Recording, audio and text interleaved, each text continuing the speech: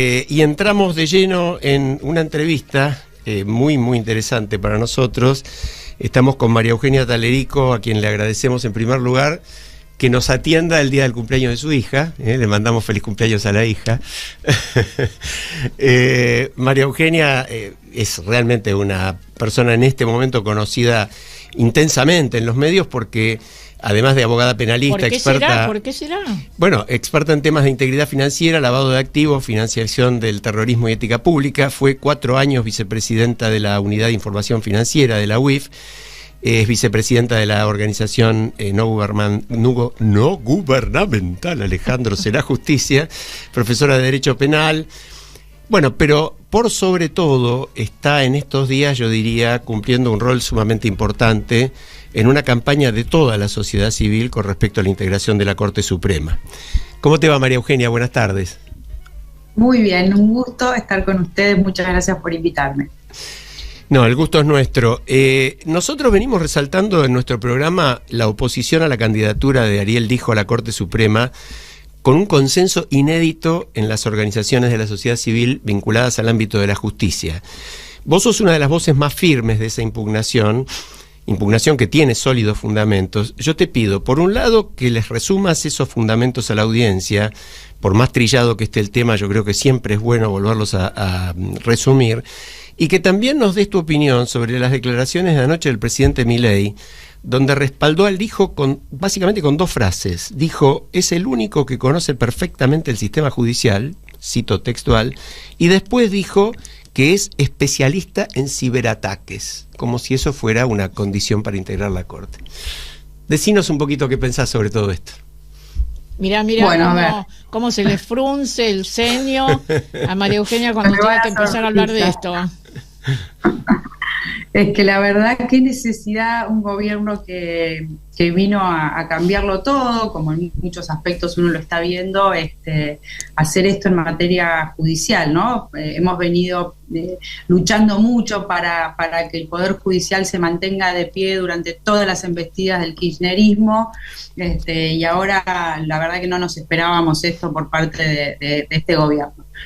Así que si se me frunce el ceño es porque tenemos una gran necesidad de que el país arranque hacia lo bueno y que nos vaya bien y obviamente elijo en la Corte justamente todo lo que está mal. ¿Y por qué está mal?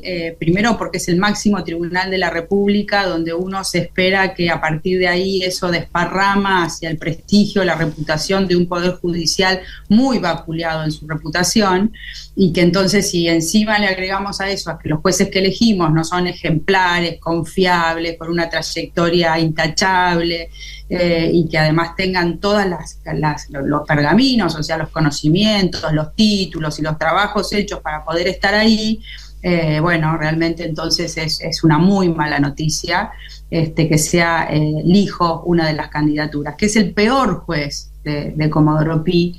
Y es el peor, primero, porque lo dicen las encuestas, las estadísticas de la eficiencia en la gestión de sus juzgados, y esto es porque es un juez en general del poder político, del poder empresarial, del poder sindical, que entonces hace que ninguna de las causas se resuelva y bollen, como yo diga, o estén siempre en un limbo, con un montón de pruebas que él hace para un lado, para el otro, para nunca definir nada. Entonces es el más ineficiente.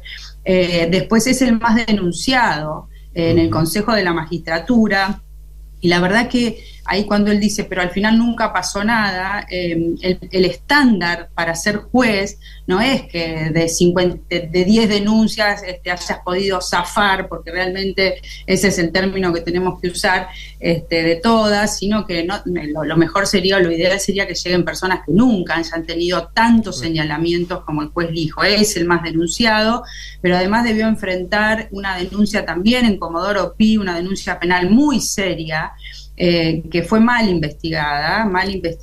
Tuve la oportunidad de cooperar desde la Unidad de Información Financiera en esa investigación, entonces más allá que no puedo revelar algunos detalles, sé que esa investigación no fue investigada en profundidad para desarmar todos los vínculos económicos, patrimoniales y financieros societarios que unían a su hermano, con un entramado de socios y compañías, donde obviamente un hermano donde la denuncia hacia el juez, el hermano y otras cantidad de gente era por tráfico de influencias, lavado de activos, enriquecimiento ilícito. Entonces, realmente eso es muy grave, pero además un hermano que sigue operando fuertemente en Comodoro Pi, y un operador judicial es cometer un delito, ¿no? Es tráfico de influencias, eso está penado por la ley, porque además obviamente ya ha tenido que blanquear 1.7 millones de dólares, porque evidentemente todo lo que cobra tampoco tributa. Así que, finalmente su idoneidad, entonces su cuestionamiento moral grave respecto de la figura de este juez, y después su capacidad técnica o su formación. Después vamos a hablar de las cantidades de veces que el presidente intenta defenderlo de una manera muy errática, donde en la audiencia esto se vio. O sea, se vio un juez que mezcla facultades que la Corte no tiene con las que tiene el Consejo de la Magistratura, funciones que no va a tener como juez de la Corte, muy errático, muy balbuceante a la hora de ser examinado de una manera muy light por el Congreso, porque las más de 400 preguntas, el Senado de la Nación, en verdad, porque las más de 400 preguntas que hizo las asociaciones civiles que impugnamos y que tenemos conocimiento y profundo de las razones de las impugnaciones, no nos permitieron preguntar en esa audiencia, el reglamento no lo permite. Entonces los senadores, con sus capacidades y sus limitaciones, si se quiere, para examinar a un posible candidato a la Corte, ensayaron preguntas que extrajeron de 400 a 100, pero que tampoco fueron contestadas en su totalidad, sino que escogían más o menos las que quería contestar. Así que, estamos ante un juez de la Corte ineficiente porque está medido, de los más denunciados de Comodoro Pi, porque este es un hecho de la realidad. Incluso las últimas 5 denuncias, Recalde hace un mes en el Consejo de la Magistratura en trámite dijo: no las vamos a tratar por si llega a la Corte, porque en la Argentina es al revés. Entonces, en lugar de aclarar, vamos a dejarlo cajoneado, no vaya a hacer cosa. Entonces, el más ineficiente, el más denunciado, el que ha dado impunidad a todo el arco más poderoso de la Argentina en todo sentido, como dije, político, empresarial, sindical, y además que no está preparado para una función tan importante como ser juez de la Corte Suprema. María Eugenia, todo esto que vos decís muestra lo que todos estos días estamos viendo en distintos medios. Es inédita la reacción de la sociedad, desde sus organizaciones, de la sociedad civil, pero también desde ámbitos empresarios, periodísticos, etcétera. Estuvimos, y digo estuvimos porque vos estabas allí, yo también, de casualidad, quedamos sentadas una al lado de la otra en la audiencia pública que se hizo en Diputados para justamente comentar este tema, y que fue fundamentalmente organizada por organizaciones, valga la redundancia, como INESIP, Poder Ciudadano, ELA, ASIG, etcétera, todas vinculadas con el tema justicia. Y también se decía esto que vos decís y unas cuantas cosas más que no vienen al caso ya seguir reiterando, pero yo te pregunto, que es lo que nos preguntamos muchos, ¿por qué el presidente Milei sigue insistiendo en esta postulación? ¿Cuál es tu opinión al respecto? Sí, y después me quedó lo de Alejandro, por ahí cómo lo defiende el presidente, lo podemos hablar después, porque a veces uno se va a veces por la rama también hablando del hijo, ¿no? En ese evento se defendía otra gran cuestión que tiene que ver con la posición de la mujer en la Corte Suprema. Vamos a ser la única corte que no tiene mujeres, y que obviamente esto está garantizado por tratados internacionales de no discriminación contra la mujer y demás.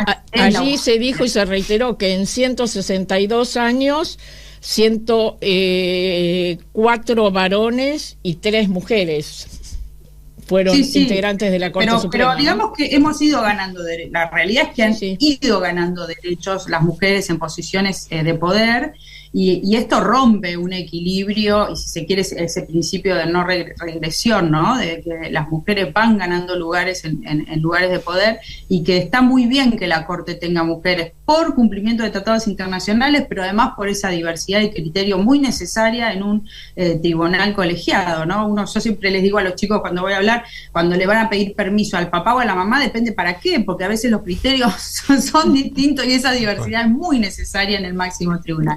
Hay un per saltum hoy en la Corte, en la red de mujeres juezas, y a lo mejor lo que pasa es que eso parecería que aplicar la ley y el tratado internacional para que con esta Corte de 5 vacantes entren 2 mujeres ahora, parecería que es como patear. Bueno, justamente la presidenta de Red de Mujeres para la Justicia, María Eugenia, se llama como vos también, María Eugenia Chapero, sí, estuvo en esta audiencia y fue muy clara en toda su exposición en relación a este tema de las mujeres, el cumplimiento de tratados internacionales, la propia Constitución, etcétera, ¿no? Exacto, y no es cupo, esto no es cupo, es una igualdad, es un tema de igualdad de derechos frente a 5, es decir, hay tratados internacionales de no discriminación de la mujer, muy capacitadas muchas, con lo cual claro que es una pelea, y hoy hay un per saltum en la Corte. Ahora, yo creo que el presidente, lo que pasa acá de verdad es que obviamente ya se sabe, porque más allá de todo el rum que teníamos antes, ahora ya se sabe que fue Lorenzetti quien lo propone más allá de sus intereses personales de volver a ser presidente de la Corte. Acá para mí hay una oferta al presidente Milei de estar a favor de las reformas políticas que él está proponiendo, y que obviamente muchas pueden ser cuestionadas en la justicia y tener la necesidad de un juez que responda al poder, que es Lijo, no hay duda. Además, viste la política está como encantada, porque cuando ahora además discuten si vamos a ampliar la Corte, es con Lijo en la mesa de negociaciones, cuando Lijo no debería poder acceder a la Corte Suprema, al punto que digo, veamos qué pasa, pero si no hay que removerlo como juez federal de primera instancia, porque con el reconto de información que se hizo hoy, es mirarlo y decir cómo puede seguir siendo juez. Entonces me parece que es esto, en primer lugar, es un conjunto de cosas, el blindaje que hoy tiene Lijo, porque fíjate que el presidente insiste, y no escuchó la cantidad de impugnaciones te pregunto, ¿cuál es tu opinión? A ver, porque lo que mucho se dice también es que se está negociando algunas cuestiones con el kirchnerismo, sobre todo la designación de 143 jueces, que son las vacantes que federales hay en los actuales juzgados federales, tal cual. Federales. Bueno, esto parece ser, ahora la mesa de la negociación se amplía, ¿no? Porque el gobierno dice los dos o ninguno, aparentemente el ninguno, lamentablemente, digamos, el que no pasaría es una persona que, si uno lo escuchó en la audiencia del Senado, se da cuenta que es el que está más preparado para acceder a la Corte, que es García Mansilla. Parecería que entonces con esos problemas están en juego los 140 y pico juzgados federales, donde los gobernadores les encanta tener a los jueces federales que les respondan a ellos para tener pequeñas Venezuelas en la Argentina, como es Formosa, Santiago del Estero y otras provincias. Después está el Procurador General de la Nación, que debe tener un apetito el kirchnerismo, que si se acuerdan, con Alberto Fernández y Cristina en pandemia, toda la agenda de reforma judicial tuvo media sanción en diputados. La reforma, la ley del Ministerio Público, porque ellos quieren al Procurador General con mayoría simple, habían reformado la ley para no tener que elegirlo con 2/3 partes, porque en materia penal va a ser estratégico el manejo de los fiscales, va a ser estratégico, claro, al punto que quisieron poner en el jurado de enjuiciamiento, reformando esa ley del Ministerio Público, un componente político de la Comisión de Control del Ministerio Público, con políticos adentro de ese jurado de enjuiciamiento, porque esto es muy apetecible para el kirchnerismo. Y además el defensor del pueblo, entonces está todo en la mesa de negociaciones, no solo para el peronismo y el kirchnerismo, que tiene especial interés por la impunidad de los años de corrupción sistémica y estructural, como lo demuestran los casos judiciales del 2003 al 2015, más allá de todo lo que está apareciendo ahora con seguros y otras cuestiones, fuimos saqueados en esos años. Entonces, hay especial interés en esta manipulación del sistema judicial por parte del kirchnerismo, y por eso a los oídos hace muy mal si esto es con esa base de acuerdo. No podemos tenerla igual, digamos, tenemos que saber que para nombrar jueces de la Corte, del procurador y el defensor, necesitas 2/3 partes, con lo cual son acuerdos políticos que hay que hacer, sin duda. El tema es de acuerdo, ¿no? Con quién y para qué y qué personas vamos a seleccionar, porque tomar ciertos lugares, como pueden ser sillas en la Corte, ahora que la quieren ampliar, o el Ministerio Público Fiscal, tiene una importancia estratégica en cómo va a seguir la justicia en materia, digamos, la Argentina, en materia de independencia judicial, ¿no? María Eugenia, yo te quería llevar a otro tema. Vos sos especialista en los temas que planteamos al principio: integridad financiera, lavado de activos, financiación del terrorismo. Te quería hacer dos preguntas relativas con el tema justamente de lavado. Primero, ¿cómo ves lo que hizo el gobierno anterior y lo que está haciendo el actual en esta materia tan importante, en particular con relación a la posibilidad de que la Argentina sea incluida en la lista gris por el Gafi, que es la que integran los países que no combaten adecuadamente el lavado, para que la audiencia le quede claro? Y la segunda, que nos cuentes, porque en unos días se estaría celebrando una audiencia para cubrir la vacante del cargo que vos ejerciste durante 4 años, pero casi nadie se enteró y prácticamente nadie conoce qué candidato se propone. No sé si estoy equivocado, pero ni siquiera en los grupos vinculados con la sociedad civil se trata el tema. Mira, buenísima la pregunta, porque hoy cuando me decían que el presidente había dicho que el hijo era un experto, a mí no me dijeron en ciberinteligencia o ciberseguridad, sino que me dijeron en terrorismo, porque obviamente él tramitó la causa AMI hasta que la Cámara lo aparta, porque también lo aparta en términos muy, muy duros, pero la parte más importante la había elevado a juicio. Y con eso aparentemente tendríamos un experto en terrorismo internacional, que no lo es, porque justamente dije, lo sentamos y le empezamos a preguntar qué está pasando en la Argentina en materia de lavado de activos y financiamiento del terrorismo, con una posible evaluación que la reunión es el 24 de octubre, que posiblemente Argentina caiga en lista gris, porque o la estamos peleando, ¿no? Porque se evaluaron los años del gobierno de Alberto Fernández, donde la gestión fue politizada, pésima, con gran intromisión del Poder Ejecutivo dentro de la operatoria de la UIF, y además una muy mala gestión de casos y de resultados, de condenas y todo lo que hay que mostrar para mostrar efectividad. Así que es probable que la Argentina caiga en una lista gris. Es un dolor de cabeza nuevo. Esto le cuesta términos en Producto Bruto, en inversiones que vienen, en resguardos que va a tener el mundo para las operaciones comerciales, para la corresponsabilidad financiera de la Argentina. Estar en lista gris da algunos problemas extras, ¿no? Así que, bueno, esta gestión del presidente Milei había traído una dupla que era buena. Al principio, obviamente, alertamos porque el ministro Cunio Libarona volvió la UIF a la órbita de justicia, cuando en el gobierno de Mauricio Macri se le había llevado economía para darle una impronta más preventiva. O sea, el sistema económico y financiero es regulado por la UIF en esa materia, y entonces se coordinaba mejor toda la regulación de prevención ahí, más allá de la actuación de la UIF en materia penal. Ahora volvió a justicia con una impronta otra vez de una UIF más que regulatoria, también en cuestiones penales. Y la primera dupla, el doctor Ignacio Jacobucci, es excelente. Su reputación en materia, sobre todo de su preparación, su honestidad y su ética es conocida por todos. Tenía a Manuel Tesio como segundo, pero cuando sacan al jefe de gabinete Pose, aparentemente eso hace que Tesio salga. No fue, y me consta que no fue, porque la UIF se interviene como querellante en el caso de Insaurralde, porque... Sí, porque se dijo eso, ¿no? Se dijo eso. Sí, pero la ayuda la pide el fiscal Mola en ese expediente, y después de una declaración mía como testigo muy como de 3 o 4 horas en ese expediente, terminan dando una intervención a la UIF, que es lo que probablemente haya provocado eso. Yo sé que Jacobucci estuvo al tanto de esto.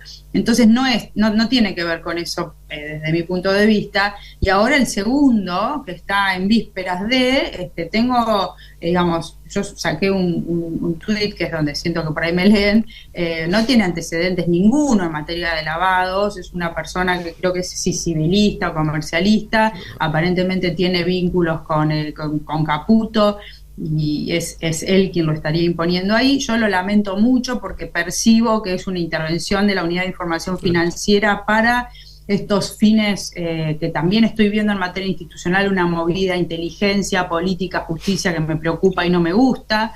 De hecho, todas las gestiones para el hijo en el Senado tienen que ver con Amerio y con Caputo, y había ahí algunos miedos de algunos senadores como con los oídos que te sonaban por posibles carpetazos. Eso está muy mal, ha terminado muy mal esto, vimos lo que pasó con Macri. Así que yo intuyo que el segundo de la UIF viene con esta misión, y espero que por lo menos, y lo lamento mucho porque realmente no sé si el presidente va a resistir esta intromisión si esto es así, ¿no? Mencionaste, María Eugenia, mencionaste a Caputo. Y justamente... Santiago, ¿no? Estamos hablando claramente. Sí, Santiago, el mago del Kremlin, sí, ¿no? Sí, tal cual. Digo porque sí. no es el único Caputo. No, exactamente. En la audiencia en la que estuvimos, en Diputados, se habló de los antecedentes de García Mansilla, también en otros lugares.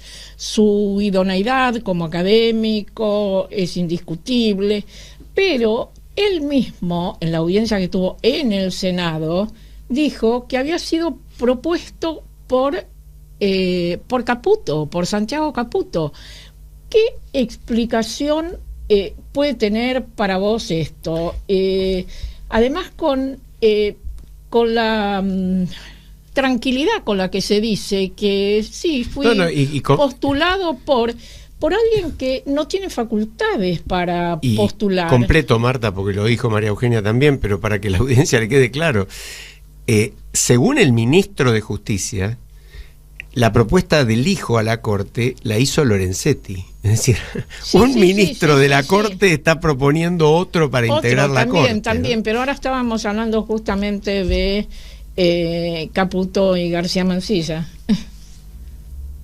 Sí, bueno, lo dijo, ¿no? Con la espontaneidad que lo dijo, y dijo que estaba Caputo y dijo que estaba Amerio también, que es el viceministro de Justicia. Yo siempre sostuve que el candidato no era candidato del ministro Cunio, más allá de que todos los males se le asignen a él por como digo, su pasado lo condena.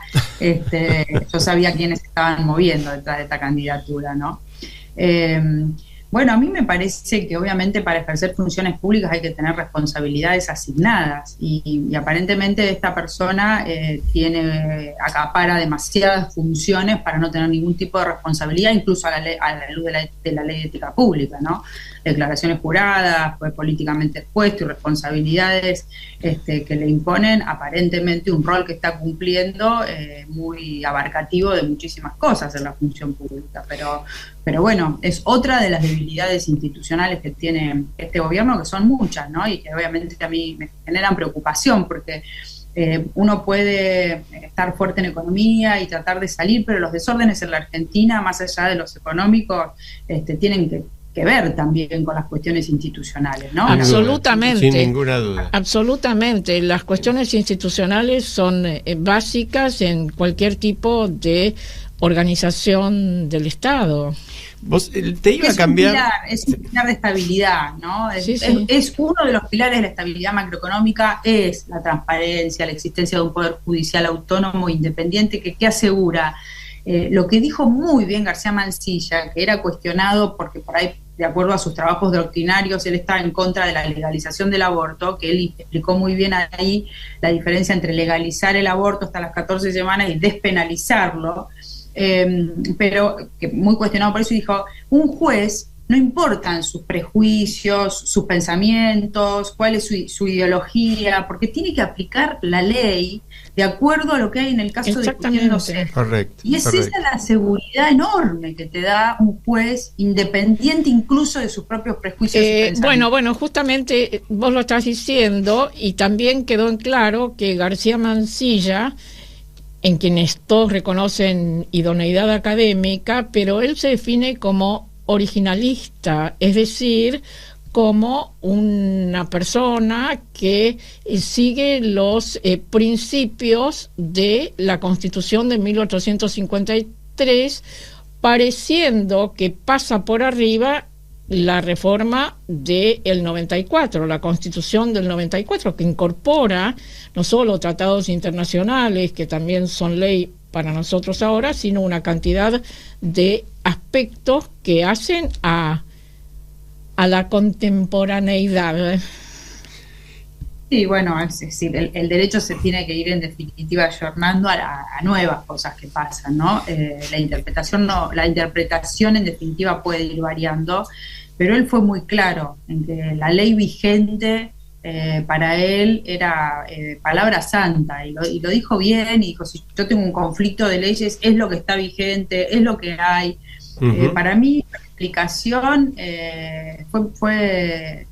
me la quedé mirando más que examinando después de la corte. Para mí era ver una clase magistral de derecho y de lo que quiero que sea un juez.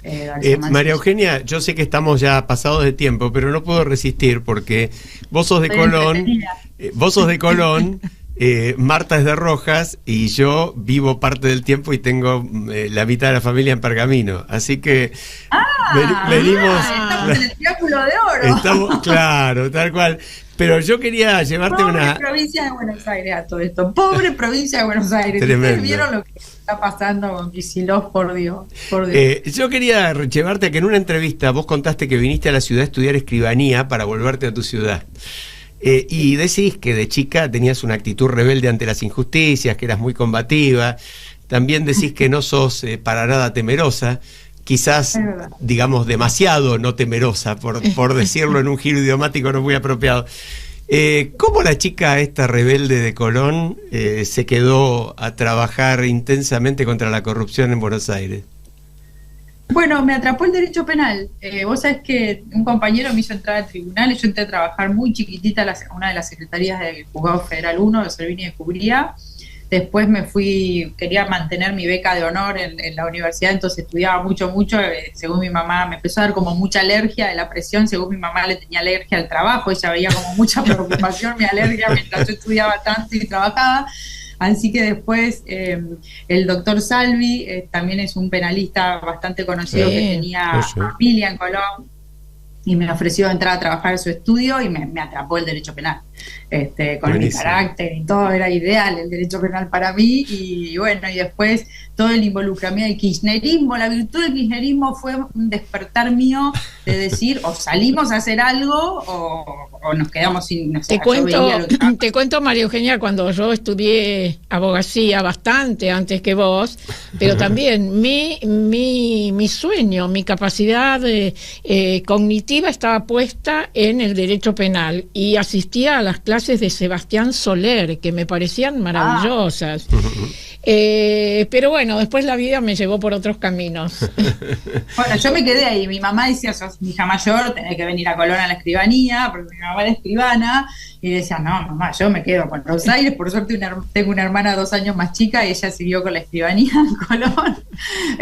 Así que yo me quedé. No, me atrapó el derecho penal, y después el kirchnerismo hizo que me involucrara con esta ONG Será Justicia. Fui convocada ahí por Guillermo Lipera, y ahí hubo un despertar, digamos, de una política, si se quiere, amateur, porque era el Colegio de Abogados, el Tribunal de Disciplina. Y después, cuando empezaron con la investida, doctor Faita, Campañole, democratización de la justicia, pacto con Irán, pasaban tantas cosas que, bueno, ahí ya ingresé en un camino donde estos temas me involucraron y nunca más me pude salir. María Eugenia Talerico, abogada penalista, experta en integridad financiera, lavado de activos, financiación del terrorismo. Te agradecemos mucho tu participación en el programa, y no solamente seguiremos charlando, sino que seguiremos trabajando juntos para una justicia independiente y mejor que la que tenemos. Gracias, María Eugenia. Gracias, un lujo hablar con ustedes. Muchísimas gracias por el interés de invitarme y bueno, poder haber participado de este programa tan lindo. Muchas gracias. Gracias a vos. Nos vamos a la pausa, ya volvemos.